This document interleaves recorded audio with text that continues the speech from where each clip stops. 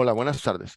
Hoy quiero hablar acerca de cómo hacer presentaciones. La semana pasada comenté que había visto hace poco, había ido de nuevo a esta website. Bueno, hace unos meses Arturo me recomendó el libro Presentation Same y lo compré y me influyó.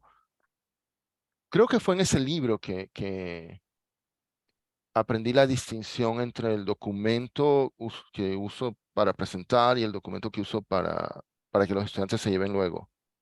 Porque antes, cuando yo hacía masterclasses, yo ponía muchísimo, o sea, yo les decía a mis estudiantes, después de la clase yo les doy las slides, bueno, en inglés, ¿no? Las láminas o páginas del PowerPoint, o sea, las convertía el PowerPoint en PDF y les daba ese documento a los estudiantes para que, para que, para que lo tengan. Pero entonces, cuando yo preparaba el PowerPoint, yo también estaba pensando que de ahí yo iba a sacar el PDF que los estudiantes iban a llevarse. Entonces, yo pensaba, tengo que poner aquí suficiente texto para que sea un documento autocontenido, para que los estudiantes, después que se lo llevan, lo puedan entender. Entonces, terminaba poniendo un montón de texto para que se pudiera entender por sí solo, sin que yo estuviera presente. Pero entonces, era demasiado texto mientras yo presentaba. En cambio, si no me equivoco, fue en este libro que decía, no, no, esos son dos documentos diferentes.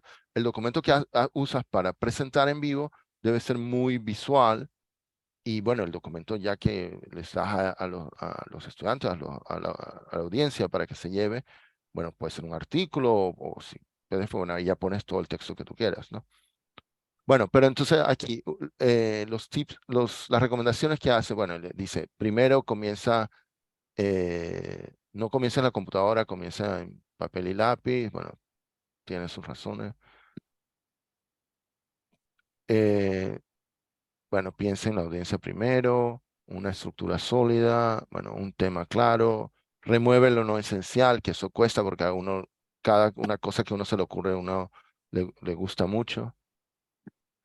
No sé cómo Hook de Merle, como agárralos temprano. Él dice, olvídate, no desperdices tiempo al comienzo con formalidades. O sea, como es un honor estar aquí, Atrapa su atención pronto. sino que les diga rápido algo que los impacte y que los agarre.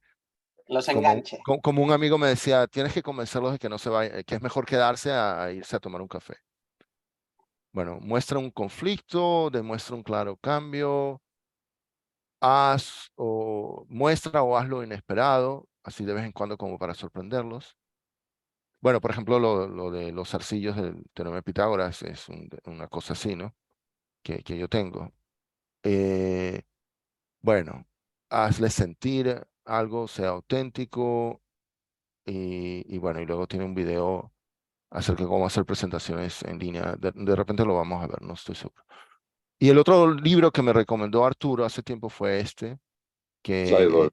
esta señora ayudó qué sé yo, o sea, lo que más anuncia ella es que ella ayudó a Al Gore a hacer la presentación de una verdad incómoda, ¿no? Ujú. Con la que ganó no solo el Oscar, sino el premio Nobel. También el premio Nobel. Ok, pero ahora les quiero mostrar cómo, hace una semana yo pensaba que lo tenía listo y después, bueno, honor digamos, bueno, quiero darle crédito. Tuve una reunión el domingo, un ensayo con Alberto Torres, nuestro amigo que es consultor gerencial, bueno, es socio en McKinsey. Y, y de hecho me he puesto a pensar, la semana pasada el profesor Callados decía que poca gente está especializada, bueno, o poca gente se comunica, como él dice, ¿cómo es que lo dice? Transdisciplinariamente. Pero en realidad yo pienso que los consultores gerenciales eh, están acostumbrados a hablar con gente de muchas industrias, ¿no? Y, y que, o sea, pueden hablar con farmacéuticas, con bancos, con, qué sé yo, petroleras bueno, y al hablar con los presidentes de las compañías, bueno, tienen que cubrir una cantidad de áreas enormes. Entonces, yo creo que los consultores gerenciales son gente acostumbrada a comunicarse con gente de muchas disciplinas. Ok, entonces, eh, no me acuerdo cuándo fue el primer ensayo, pero yo me acuerdo, bueno, les voy a mostrar la evolución de esta presentación, de la primera, que es la más difícil, ¿ok? Porque dura 30 minutos. Y yo me acuerdo que la primera vez que la ensayé, Jorge me dijo, te falta así como un plan, y yo decidí hacer una tabla de contenidos y esta es la del artículo, y entonces dije, bueno, pongo algo, un resumen de la tabla del artículo.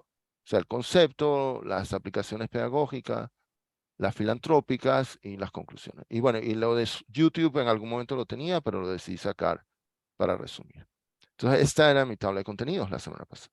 Era realmente, como pueden ver, adaptada del artículo. Luego, una vez ensayé con unos amigos, bueno, unos amigos, en realidad unos compañeros, ex compañeros del máster en administración del IES.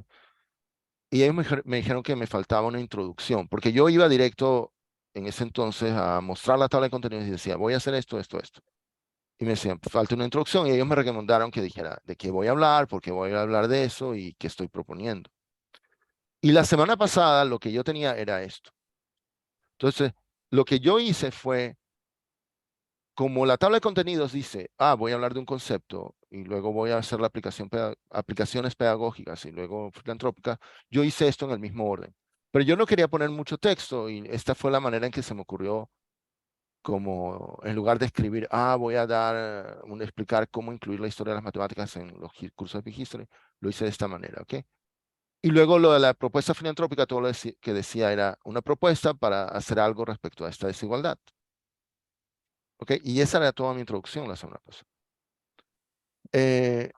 Luego otro problema era que poner en las conclusiones, mis amigos me habían dicho que ponga qué dije y por qué es importante. La semana pasada las conclusiones lucían así. Yo decía, bueno, he generalizado el concepto de comogénesis. Bueno, y esa era la primera vez que yo usaba el mismo diagrama, digamos, que había presentado durante la charla, lo aplicaba al concepto bottom-up story para demostrar que era una generalización. Y luego, por primera vez en toda la charla, yo usaba, creo, la palabra narrativa. Y tenía aquí una cita de Bob Bain en la que dice, las narrativas ayudan a hacer los cursos de historia útiles. Pero algo que he pensado es que esta imagen de Bob Bain, yo la tenía ahí realmente más pensando en, digamos, la audiencia del club, que de repente no están familiarizados con la historia, lo de las narrativas de la historia.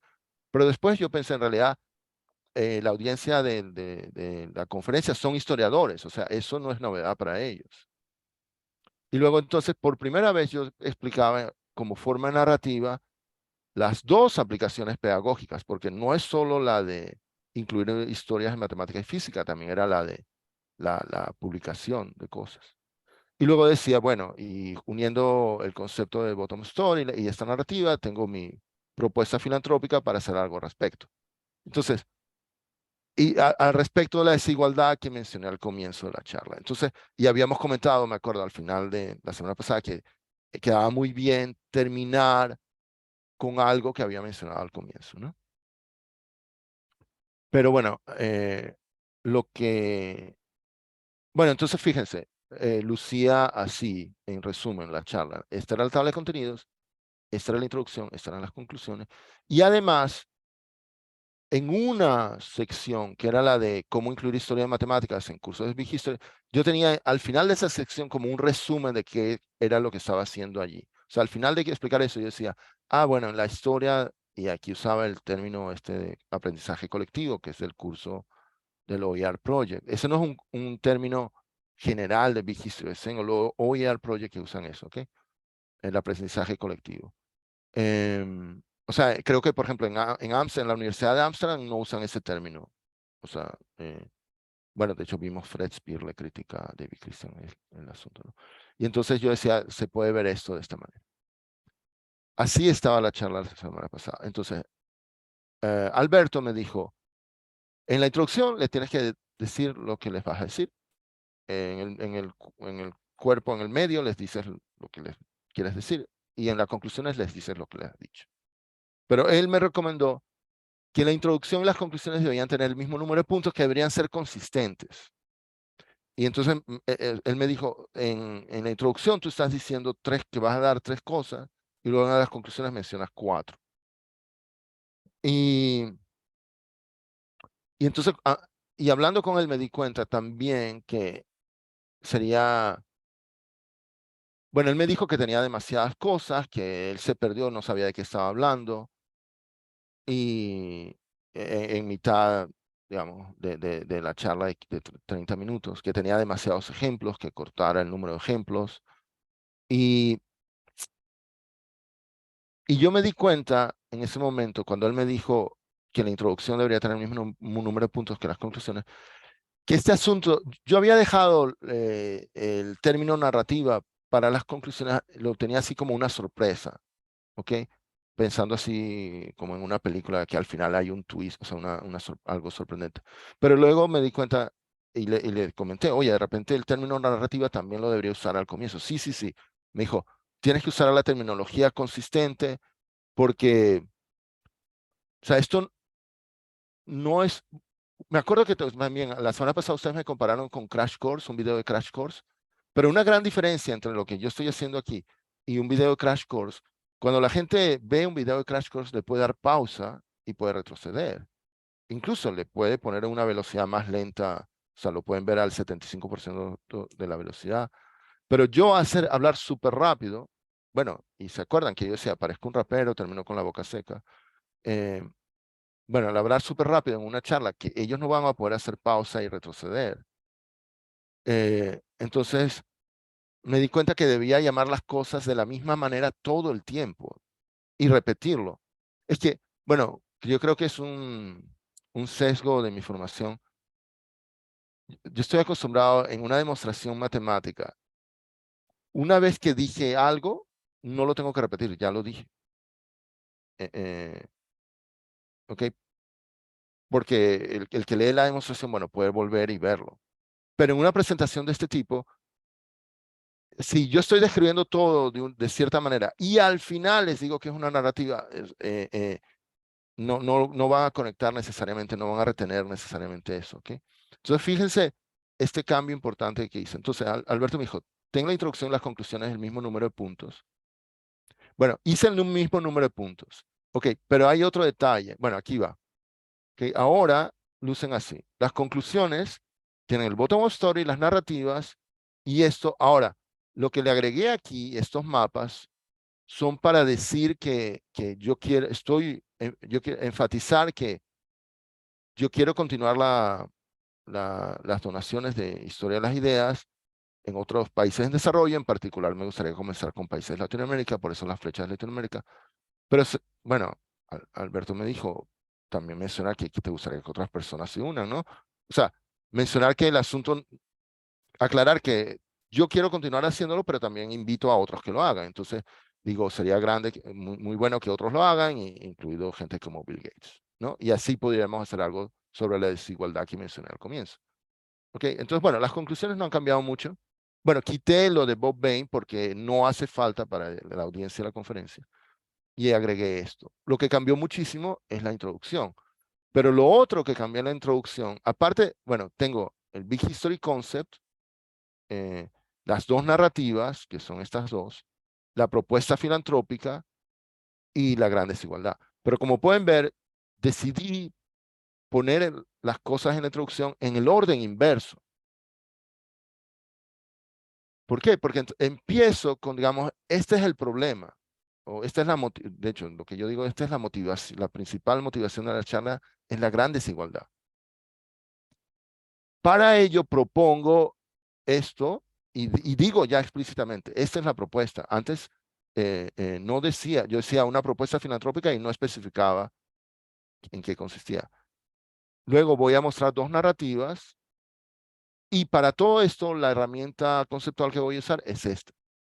Mi gran problema antes es que como yo iba en el mismo orden en que iba a presentar las cosas, yo empezaba diciendo, voy a hablar de un nuevo concepto, una generalización de combogénesis, y en ese momento yo no podía justificar, o sea, recuerden que me decían mis amigos, di lo que vas a decir y por qué es importante. Si lo hacía en el orden en que voy a presentar, yo no podía justificar inmediatamente por qué ese concepto. En cambio, al ponerlo en orden inverso, perfecto, porque ese es el problema, esa es mi propuesta. De hecho, una de las dos narrativas, la de publicación, ayuda a explicar la propuesta. Y para todo esto voy a usar esta herramienta conceptual. Entonces, queda más. Luego, esto se me ocurre a mí, la tabla de contenidos también debería ser consistente. Entonces, ya no le llamo aplicaciones pedagógicas, aplicaciones filantrópicas. Uso la misma terminología que uso o sea, dije dos narrativas, bueno, aquí están las dos narrativas y aquí ya les pongo su nombre.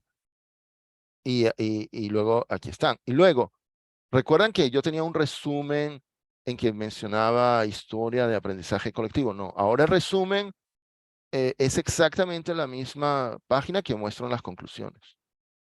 Y luego, en cada una de las secciones, tengo como un resumen de cada sección y muestro lo que después muestro en las conclusiones. O sea, soy mucho más consistente ahora en los términos que uso y entonces al repetir las cosas varias veces, me aseguro más de que les quede claro, porque en 30 minutos es posible que alguien se distraiga por X cosa y no oiga algo, entonces repetirlo, bueno, ayuda, bueno, esto lo decía Jorge en clases de teoría de información, la redundancia disminuye la probabilidad de error. Entonces, entienden, ¿no?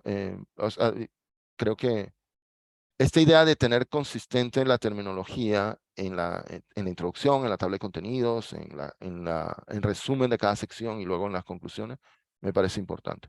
Luego, bueno, un cambio importante fue que agregué un relato personal para darle más contexto. Bueno, eso lo pude hacer también porque me ahorré tiempo. Varias personas me habían dicho, tienes que cortar fotos de la colección. Y a mí me costaba porque yo quería mostrar la variedad de cosas que había. Bueno, se me ocurrió y conversando con Alberto, y Alberto me dijo, sí, sí, eso, haz eso, que fue que ahora lo hago así. O sea, hay 3 grupos de 4 láminas que lo que hice fue, por ejemplo, en estas 4, la 79 a la 82, a cada una la puse en un cuarto del tamaño y entonces las combiné en una sola. La de cómics, como si yo digo algo de cómics, la dejé tal cual. Luego, estas de los filósofos, los educadores y lo de niños, todo eso fue a una sola. Luego, las siguientes 4 también fueron a una sola. Y la de los orígenes de los humanos, la vida, también a una sola. Como ven, o sea, bueno, aquí para hacer la comparación justa, aquí de la 77 a la, bueno, no tengo el número, 95, 99, 99, eran 23 aquí, y aquí son, sería 104. Aquí son 12. O sea, casi reduje a la mitad el número de páginas aquí. Bueno, dejé en grande en las que digo algo. Ok, bueno, esos son los cambios.